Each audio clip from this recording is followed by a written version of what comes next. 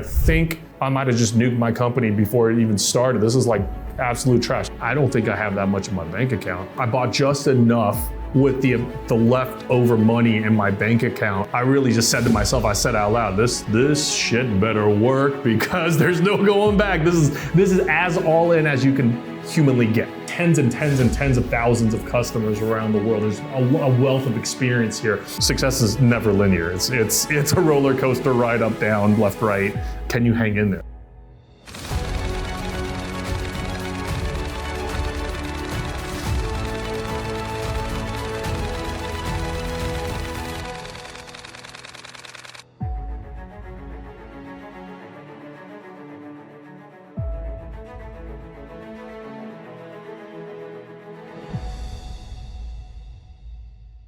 What's up, guys? As we roll into the new year of 2026, it's actually the 20th anniversary of BBO poker tables. So today we're going to do a deep dive into some of the early history of BBO poker tables.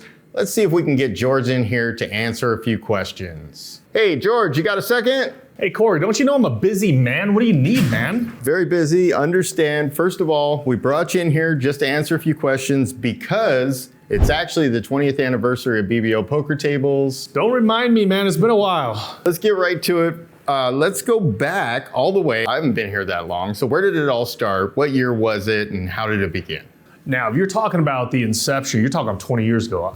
Me, I was 24 years old, out of college, trying to figure out what I was gonna do with my life. However, I happened to be an avid poker player in college with my fraternity, just having a lot of fun. And it was also the poker boom. And I realized, looking at trying to buy, just the difficulty of trying to buy poker equipment during that time, I realized, hey, there's a huge void in the market of quality products for enthusiasts because, for example, I'll give you an example. Poker table at that time, it was either a $150 piece of garbage or it was $10,000, right? The delta in between there was so large, it made really no sense. So I decided to start kind of looking into the economics of it. And really one of the things that I tried to go out and prove, it was the Bay Area, it was the mid 2000s. This was the end of e-commerce 1.0 and the beginning of e-commerce 2.0.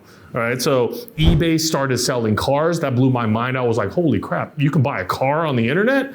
Right? Amazon was still selling books back then. And part of this was trying to figure out how to run and start an e-commerce company. So I had those two big sort of aha moment shifts. And that essentially, if I was to boil it down, that's the genesis, that's the beginning of BBO poker tables. So it started as Big Blind Online and then it changed to BBO poker tables. What was the reason and what brought you to do that? We wanted a quirky, like memorable name. So Big Blind Online kind of rhymes. However, like a year in, I would start getting all these phone calls because remember my cell phone was on the internet and people would be like, hello, is this Big Blind Online? I'd like to buy some window covers for, I need blinds. And I hear you got big blinds. And I'm like, no, hold on. So that was kind of frustrating and hilarious, frustrating, and we learned a little bit more about e-commerce. We're like, hey, you know what? We got to optimize for keyword. We got to really shorten Big Blind Online to BBO. So BBO poker tables really was born. So let's say that's your, the first inception, the first couple of years as you're getting it going. What does 2010, 4 or 5 years in business kind of look like? Well, before we get to 4 or 5 years, I mean, when I started, it was as bare bones of a bootstrap operation as you probably could imagine, right? I would source poker chips and I would basically load up my dad's Suburban. I remember it was a big black Suburban, and I would drive to the flea markets of the Bay Area, set up a little tent, and I would try to sell poker chips, right? Just trying to figure out, doing really anything, right, that I could to figure out how to get a supply chain, how to get products that were of quality, how to start marketing, how to get enough resources to create an e-commerce site, right? Just kind of learning all of that. I was all over Craigslist. A lot of my first customers were Craigslist or Swap Meet. That was back in 2027, 2028. And actually, what was super interesting, super funny, the original BBO Poker Tables website, it was literally just HTML. I figured out how to code a one-page website, and at the end, it said, call me. And it had my cell phone number on the website. So that's a pro tip for everybody. Do not ever put your cell phone number on the internet. Those are some of the early days of BBO Poker Tables back then, as it was known, BigBlindOnline.net. How hard was it? How hard was it to get manufacturers and suppliers actually to come on board and believe in the dream as well? I remember I made enough money to figure out a potential sourcing partner and get a container of poker tables. I thought I was like stepping up to the next, because I figured out this market niche. I figured out that there is this space in the market that needs to be filled, right? So found a manufacturer who we didn't work with. We don't work with anymore, but this is way back in the day. And I waited 3 months, right? Container shows up. I don't know how to deal with any of this stuff. I open it. It was just an absolute piece of garbage. It was so terrible, right? It was so bad where to the point I was like, holy shit, I think I might have just nuked my company before it even started. This is like absolute trash. I can't put my stamp on this thing. I had kind of thinking about it. I figure I have two options here, right? Like fold, right? Because you ran into some adversity, or try to go figure out what the hell is going on. I took option 2. The next week I was on a plane to China, and what I learned was, hey, I'm not sure you guys know, but people in China don't play poker. They don't actually know what this is. So I spent 2 weeks at the factory floor and tried just basically re-engineering this product to make it where I can sign off on and be like, yeah, this is good, with still the scale and the right price point, so you come in that sweet spot of high quality, but still reasonable pricing. And I think I was one of the first ones to figure out that, hey, look, they don't actually play poker here. So if you actually want quality products, you have to get your butt over there and actually build it the way that it's supposed to be built, which really, the main production facility right now we've been in partnership with, and we have a big footprint there, over 10 years now. The ability to come up with, control every part of the manufacturing down to the material engineering, we control.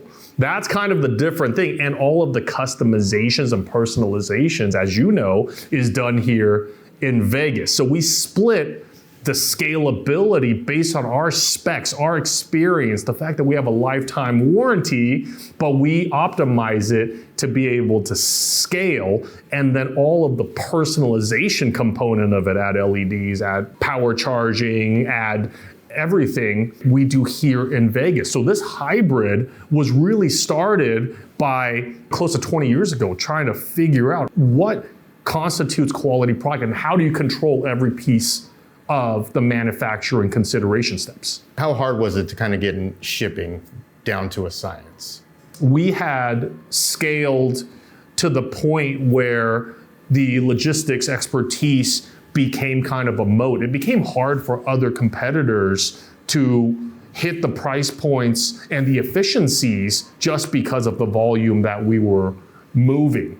So let's fast forward just a little bit. So we'll fast forward to 2020 and the inception of game theory tables. How did that come about? There was the Black Friday incident in poker, where a lot of the steam of the entire poker boom got pulled out because the legislation change made it illegal to actually operate online card rooms. Poker players will remember, if you're old enough, that pre-Black Friday, there was tons of marketing from the big online sites, right? And that really drove the awareness, right? But once they passed that legislation, all of that air got sucked out of poker. So you're kind of looking at this market, you go, all right, we've gained a good amount of reputation and trust in this market, but the market's not necessarily growing. kind of figuring out what the next, and this is one of the adversity points, right, that we were talking about earlier. What do you do, right? You go, all right, I don't know when the next big sort of step up in the poker market is going to be. So we started looking at some ancillary markets with still taking into all of our expertise, our strong points of creating high quality, that reasonably priced products for people to enjoy and share time together. Because what is really our product? Our product is a centerpiece that brings people together to create unforgettable memories, right? And we identified, actually through one of my friends, the board gaming market, right? Which essentially was right in the boom. Right, it reminded me really at 2019, it reminded me of the energy of the 2006 and 2010 poker market. With all the knowledge of 20 years of experience now, what would you say is the secret sauce? It's 2 decades of engineering experience into the product, everything down to the material engineering, the type of wood that we use. Did you know the type of wood that we use in our poker tables, you can't get anywhere else? It's solid wood, but we've gotten it so dialed in terms of the product engineering that it's a soft wood core, still solid wood, but then we have hardwood veneer over it, which gives us a 60% weight reduction over MDF and plywood while retaining solid wood property. I mean, that's about as detailed of inside baseball as we get to. Everything down to every piece of the engineering for the tables absolutely locked in. Tens and tens and tens of thousands of customers around the world. There's a wealth of experience here. Now, number 2, really the secret sauce is being able to offer the personalization, because a poker table is a poker table until you make it your poker table. Let me introduce a term to you. It's omotenashi, and I found this term through my many years of travel to and through Japan. There was just something a little bit magical, a little bit different about how they approach customer service, and I stumbled upon this word, omotenashi, and it loosely translates to service without expectations.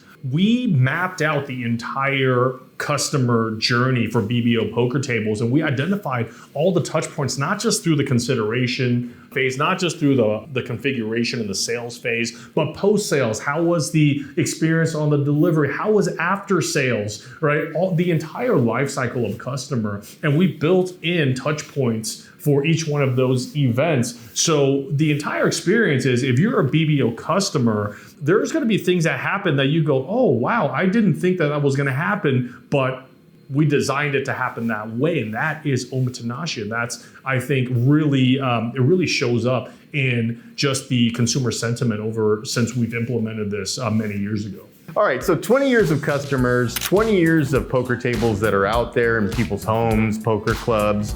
Is there anything special for the 20th anniversary that we're doing for BBO customer tables who are ready to upgrade to a new table? To celebrate the 20-year anniversary of BBO Poker Table, we're launching our 20 for 20 initiative, which means that we are going to buy back any poker table of any brand, and we're gonna allow you to get into your very own personalized, if you want, BBO poker tables in our 20 for 20 program, which means that as long as you have a receipt of what you're playing on right now, BBO will give you 20% credit back on what you paid to move into a BBO table, stackable with our holiday event. So I mean, that's kind of a big deal, right? So we want you in 26 to be playing on a brand new BBO table to celebrate with us the 20th anniversary, and we are buying back everything else that's a poker table. George, 20 years in business, 20 years of BBO poker tables. On behalf of the whole team, congratulations, happy anniversary, and more to come in 2026. Well, I mean, one of the things is that you can't do it without a great team, so I want to thank you guys as well. And 20 years of poker for the people, the mission lives on, and we're just going to keep rocking and rolling, coming out with cool stuff for you guys.